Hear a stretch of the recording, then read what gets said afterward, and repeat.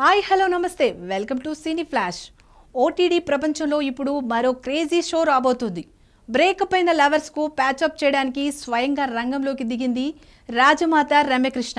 అవును, బాహుబలితో శివగామిగా తన పవర్ చూపించిన రమ్యకృష్ణ ఇప్పుడు డేటింగ్ షోలో హోస్ట్గా సరికొత్త అవతారంలో కనిపించబోతున్నారు. మరి ఈ షోలో ఏం జరగబోతుంది, ఎలాంటి రొమాన్స్ రచ్చలేపనుంది, ఈ విషయాల గురించి తెలుసుకోవాలంటే లెట్స్ వాచ్ ది స్టోరీ.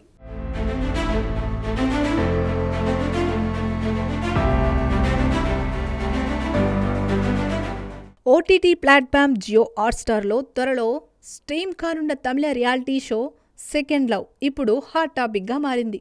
ఈ షో కాన్సెప్ట్ వినగానే షాక్ అవ్వాల్సిందే.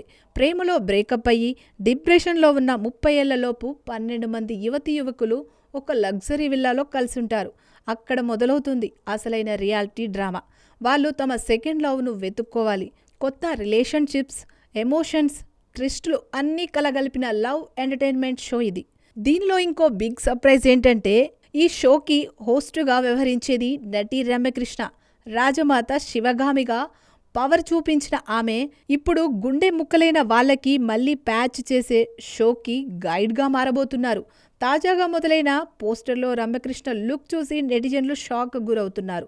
ఇది శివగామి కాదు, సూపర్ స్టైలిష్ రమ్యకృష్ణ అంటూ కామెంట్స్ చేస్తున్నారు. ఇక షో కాన్సెప్ట్ చూస్తే ఇది జంజీవో ప్రేమ ప్రపంచాన్ని టార్గెట్ చేసిన రొమాంటిక్ రియాలిటీ డ్రామా అని చెప్పవచ్చు. కొత్త కొత్త పోకడలు పుట్టుకొస్తున్న ఈ రోజుల్లో ఇంకెన్ని వింత వింత షోలు ఫ్యూచర్లో మనం చూడాల్సి వస్తుందో ఏమో.